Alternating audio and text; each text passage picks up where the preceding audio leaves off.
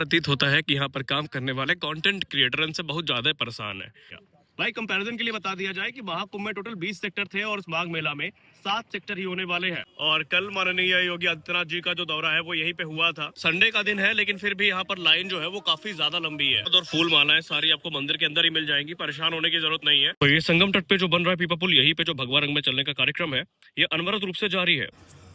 तो भैया एक और नए ब्लॉग में आपका स्वागत है और आज के ब्लॉग में हम शुरुआत करने वाले हैं श्री बड़े हनुमान मंदिर से।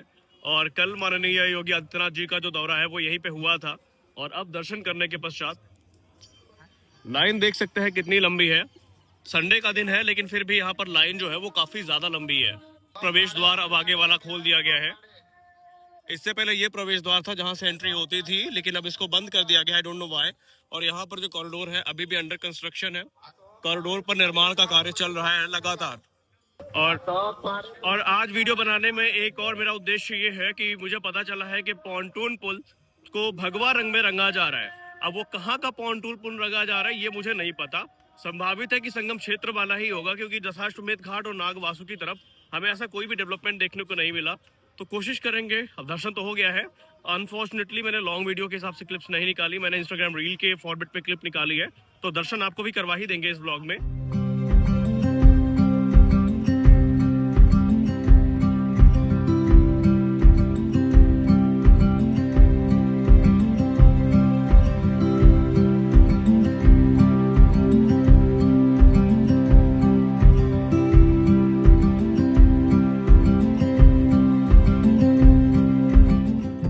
कि बड़े हनुमान जी का मंदिर कैसा लगता है।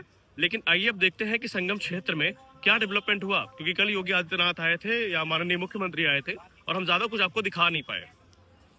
यह प्रवेश द्वार पीछे वाला जो खोल दिया गया है, यहाँ पर प्रसाद और भोग मिलते हैं। यहाँ से एंट्री होती है। पुराना वाला द्वार जो है वो बंद कर दिया गया है।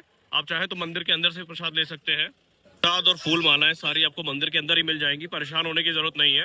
हालांकि आज ऑफ डे है तो या कहते छुट्टी है, तो भीड़ काफी ज्यादा है यहाँ पर। आमतौर पे इतनी नहीं होती, खाली ये भीड़ आपको जो देखने को मिलती है। ये मंगलवार और है वो फ्रंट, इसको आप किला फ्रंट भी कह सकते हैं। किला है, पीछे किला घाट है। और अगर आप इधर सामने से आएंगे तो अब इस गेट को हनुमान मंदिर दर्शन के लिए खोल दिया गया है। पीछे वाला जो गेट है वो अनिश्चित कारणों के चलते बंद कर दिया गया है, डोंट नो व्हाई। लेकिन अब एंट्री और एग्जिट दोनों इसी गेट से हो रही है। और ये चीजें आज से नहीं हो रही है, बाढ़ के बाद से ही मैंने देखा है कि जो एंट्री और एग्जिट है वो इसी गेट से होती है। पार्किंग की कोई खास दिक्कत नहीं है, क्योंकि इलाका काफी बड़ा है और अभी टेंट सिटी बसी नहीं है, तो पार्किंग का कोई इतना इशू नहीं है। लेकिन यहाँ पे होता भी नहीं है। अगर आप महाकुंभ की बात करें तो बात अलग है, जब एक्सट्रीम लेवल पे क्राउड होता है। बाकी यहाँ पर ऐसी कोई दिक्कत नहीं है कि गाड़ी पार्क करने की या खाने पीने की सुविधाएं आपको यहाँ पर असुविधा हो। लेकिन असुविधा मेरे लिए ये होगी, मैं अपनी गाड़ी कहाँ से निकालूं, निकल जाएगी। तो ये है बड़े हनुमान मंदिर कॉरिडोर। और सामने आप जो देख पा रहे हैं ये है किला, और इसके आगे है किला घाट, जहाँ से आप नौका विहार भी कर सकते हैं। यानी यहाँ पर आप हनुमान मंदिर का दर्शन करिए। इसके बाद थोड़ी दूर जाने के बाद अक्षय वट है, अक्षय वट कॉरिडोर। आप वहाँ पर अक्षय वट का दर्शन करिए। अक्षय वट का दर्शन करने के उपरांत आप किला घाट में जाकर के नौका विहार भी आराम से कर सकते हैं। ये सारी चीजें आपको एक लाइन से देखने को मिलेंगी, जो कि इस जगह को और भी ज्यादा सुगम और भी ज्यादा दर्शन करने के लिए आसान बनाती है। किला घाट की बात आपसे कर रहा था, पीछे देखिए किला है और उसके सामने नौका विहार के लिए जो पूरी नाव है वो लाइन से लगी है। अब कुछ लोगों के मन में भ्रांति है कि हम संगम से नौका विहार शुरू करें या फिर किला घाट से करें। देखिए दोनों लोकेशन काफी प्यारी है और दोनों लोग आपको एक ही जगह घुमाएंगे, जो कि त्रिवेणी संगम। आप देख सकते हैं अगर सामने नावों को, तो सब त्रिवेणी संगम से ही लौट के आ रही है। और उधर वाली नाव भी इधर ही आती है। मेन यहाँ पर दो होता है। इस जगह की यूएसपी की अगर हम बात करें तो इसकी यूएसपी यही है कि यहाँ पर घूमने की सिर्फ दो उद्देश्य होते हैं यहाँ पर घूमने के। पहला है त्रिवेणी संगम का दर्शन करना और दूसरा है साइबेरियन बर्ड्स को अपनी आंखों से देखना। अभी ये जो टूरिज्म आपको थोड़ा ठंडा लग रहा है, ये अभी दिन हुआ है या यूं कह ले 11-12 का टाइम है, तो हो सकता है श्रद्धालु काफी कम है या पर्यटक काफी कम है।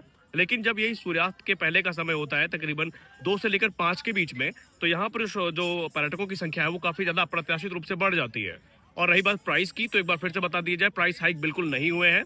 50 रुपए पर पर्सन अभी भी चल रहा है और ये प्राइस पे करके आप नौका विहार आराम से कर सकते हैं। हालांकि महाकुंभ के दौरान जो इनके प्राइस थे वो थोड़े बढ़े थे, लेकिन अब एक बार फिर से प्राइस नॉर्मल हो चुके हैं और 50 रुपए पर पर्सन देख करके आप यहाँ पर नौका विहार कर सकते हैं, साइबेरियन बर्ड्स को देख सकते हैं और त्रिवेणी संगम का दर्शन भी कर सकते हैं। क्या जिस चीज का काफी ज्यादा क्यूरी मेरे पास आ रही थी कि भगवा रंग में कहाँ रंगा जा रहा है, कहाँ रंगा जा रहा है, तो हम बताते हैं कहाँ रंगा जा रहा है। अभी हम लोग खड़े हैं बेसिकली संगम नोज पर, मेन संगम पर, और यहाँ पर जो पीपा पुल का निर्माण चल रहा है, तो लोकेशन की बात करें तो ये संगम के पास जो पीपा पुल बन रहा है, यहीं पे जो भगवा रंग में रंगने का कार्यक्रम है वो लगातार अनवरत रूप से चल रहा है। तो ये जो क्वेरी आ रही थी सही थी, गलत नहीं था। और इस क्वेरी के अकॉर्डिंग अगर हम बात करें तो यहाँ पर जो पीपा पुल बनाया जा रहा है, काम की बात करें तो मे बी यहाँ का पीपा पुल सबसे ज्यादा दूर तक बन चुका है।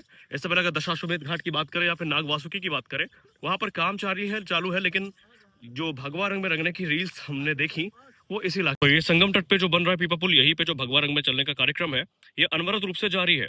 बात करें इसके ऑपरेशनल होने की, तो अभी 2-3 दिन तक उम्मीदें कम है कि कोई भी पीपा पुल ऑपरेशनल होगा फुली। लेकिन जिस प्रकार का कार्यक्रम चल रहा है और जिस हिसाब से टाइमलाइन पे स्टिक रहने का प्रयास किया जा रहा है, क्योंकि मीडिया रिपोर्ट्स में हमने यही सुना था कि इस बार टाइमलाइन मिस हो सकती है 5 बार बाढ़ की मार झेलने के बाद। लेकिन अब इसको देखकर ऐसा लगता नहीं है कि टाइमलाइन मिस होगी। और जितने पीपा पुल थे उधर वाले अगर वहां पे देखें तो कुछ पीपा वहां पे रखे हुए हैं जिसको हम पॉन्टून भी कहते हैं, और ये सब निसंदेह पॉन्टून पुल बनाने के ही काम में आएंगे। हो सकता है कि एक पुल अभी और बनाया जाए इनके बीच में, क्योंकि आई एम नॉट श्योर, लेकिन मीडिया रिपोर्ट्स में यही कहा गया तकरीबन 7 पुल बनने हैं। और मैंने अभी तक जहां देखा, ये मैं अपने पर्सनल ऑब्जर्वेशन बता रहा हूँ, मैंने सिर्फ अभी तक 4 देखे हैं, यानी 3 अभी और बनने हैं।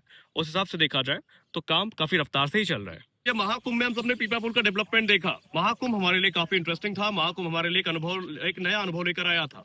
लेकिन जब से माघ मेला की शुरुआत हुई, बहुत सारे मीडिया रिपोर्ट में कहा गया कि ये एक महामाघ मेला होने वाला है, और कुछ लोग तो ऐसे थे जिसने इनको महाकुंभ से ही कंपेयर कर दिया।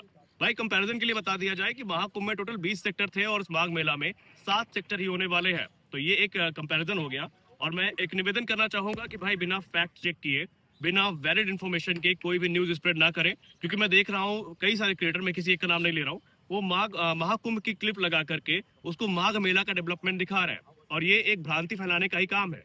हो सकता है आपको उससे चंद व्यूज आ जाए, हो सकता है आपकी जो पब्लिसिटी है वो ज्यादा हो जाए, लेकिन मिस इन्फॉर्मेशन ही होती है, वो चाहे किसी भी वे में आए। कल मैंने जब योगी आदित्यनाथ जी आए थे, मैं जब वहां पर रिपोर्ट कवर कर रहा था, तो मैंने उस दौरान भी कहा था कि बहुत सारे लोग यहाँ पर योगी आदित्यनाथ जी की जो महाकुंभ वाली क्लिप थी उसको लगा करके उसको कल के दौरे का बता रहे थे। देखिए, मिस इन्फॉर्मेशन चाहे जिस फॉर्म में हो, वो मिस इन्फॉर्मेशन ही होती है। और भले इससे आपको थोड़े व्यूज आ जाए, भले आपकी जो पॉपुलैरिटी हो बढ़ जाए, लेकिन जो क्रेडिबिलिटी है आपकी वो खत्म हो जाएगी। मेरे पीछे अगर आप देख पा रहे हैं तो पॉन्टून को ले जाने का काम चल रहा है। इन पॉन्टून को बेसिकली गंगा जी में डाला जाएगा। हमने दशाश्वमेध घाट में देखा था कि जेसीबी की सहायता से ये काम हो रहा था और दूसरी मशीनों की सहायता से, लेकिन मैन पावर नाम की भी एक चीज होती है जिसकी सहायता से इन पॉन्टून को ले जाया जा सकता है। लेकिन आइए देखते हैं जहां पर इस समय भगवा रंग में रंगने का कार्यक्रम चल रहा है, उसको एक बार देखते हैं। पर देखिए, पॉन्टून को रंगने का कार्यक्रम चल रहा है, और यही चीज हमने इंस्टाग्राम की रील्स में देखी है। तो बेसिकली भगवा रंग से जो पॉन्टून है वो रंगे जा रहे हैं। अभी हम बात करने की कोशिश करेंगे जहां आपको पता चलेगा कि क्या ये सभी पॉन्टून के साथ पुलों के साथ होना है, या पर्टिकुलरली इसी पुल में हमें ये रंग देखने को मिलेगा। क्योंकि दूर से देखने में चीज़ें काफ़ी ज़्यादा अच्छी लग रही हैं, और इनिशियल जो इम्प्रेशन है वो तो काफ़ी बेहतरीन है। और हम चाहेंगे कि ये जो हो रहा है ये सभी पॉन्टून पुलों के साथ में हो, सिर्फ इसी पर्टिकुलर पॉन्टून पुल को भगवा रंग में ना रंगा जाए। तो मेरे पीछे जो आप देख पा रहे हैं दृश्य, यही दृश्य इस समय पूरे के पूरे इंस्टाग्राम में, पूरे यूट्यूब में ट्रेंड कर रहे हैं कि पॉन्टून पुल को रंगा जा रहा है। और कैसे रंगा जा रहा है वो भी हम आपको दिखाते हैं। रंगने का कार्यक्रम ऐसे चलता है, इस तरह एक पॉन्टून को रंगा जा रहा है और इन्हें अंतिम रूप दिया जा रहा है। हालांकि अभी अंडर कंस्ट्रक्शन है, पूरा काम पूरा नहीं हुआ। आप देख पा रहे हैं कि जो प्लेट्स को ले जाने का काम है वो लगातार चल रहा है, लेकिन इसी बीच नाव में चढ़ करके जो पॉन्टून है इनको कलर भी किया जा रहा है। प्रतीत होता है कि यहाँ पर काम करने वाले कंटेंट क्रिएटर इनसे बहुत ज़्यादा परेशान है, क्या कि अभी हम आ रहे हैं ना, तो उसके आगे जाने को रोक दिया जा रहा है, जबकि मीडिया वाले वहीं पे खड़े हैं। आगे जो है वो दैनिक भास्कर वाले हैं, उनको कुछ नहीं बोला गया। चल ठीक है, मीडिया की जिम्मेदारी होती है, और मैं इनको गलत नहीं ठहरा सकता, क्योंकि भाई हाँ, कुछ लखैरा तो आते हैं कंटेंट क्रिएशन के नाम पर जो बदतमीजी करते हैं, जो नहीं होना चाहिए। क्योंकि अगर आप एक कैमरा पकड़ के घूम रहे हैं ना, तो फिर आपके अंदर एक रिस्पॉन्सिबिलिटी भी होनी चाहिए, क्योंकि पावर अगर मिली है तो रिस्पॉन्सिबिलिटी भी है। अब ऐसा नहीं कि कहीं भी कैमरा खोल के कुछ भी बकबक चालू कर दी जाए। ये क्रेडिबिलिटी का काम होता है, और अगर एक बार क्रेडिबिलिटी चली गई तो सब चला गया। कंटेंट क्रिएटर क्या बताएं, सिटी प्रयागराज खड़े हैं भाई अपने मित्र, और इसके अलावा 2 बड़े व्लॉगर्स जो है वो भी यहाँ पर हैं, और मीडिया वाले तो लाइन से है।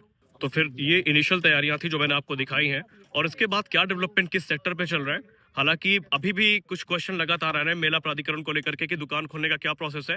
देखिए, महाकुंभ में अगर आप थे, मैंने पहले भी कहा, मैं अभी कह रहा हूँ कि अगर आप महाकुंभ में आ चुके हैं तो आपको पता होगा कि अगर आप छोटी मोटी चाय की दुकान लगाते हैं, आप इधर उधर जाते हैं, तो आपको किसी पास की कोई जरूरत नहीं है।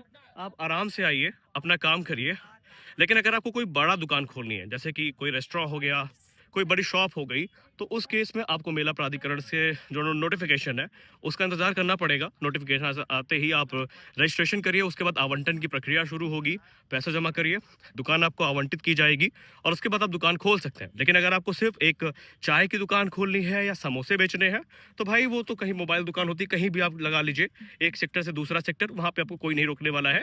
या बहुत किसी अगर आपको दिक्कत हो रही है तो किसी टेंट वाले से परमिशन ले लीजिए, वो आपको अपनी ज़मीन में दुकान खुलवा देगा। तो उसके लिए जहाँ तक मुझे पता है कि ऐसी कोई विशेष दिक्कत नहीं होती है, लेकिन फिर भी जो नए नियम अगर कुछ अपडेट होते हैं तो वो हम आपको ज़रूर बताते रहेंगे।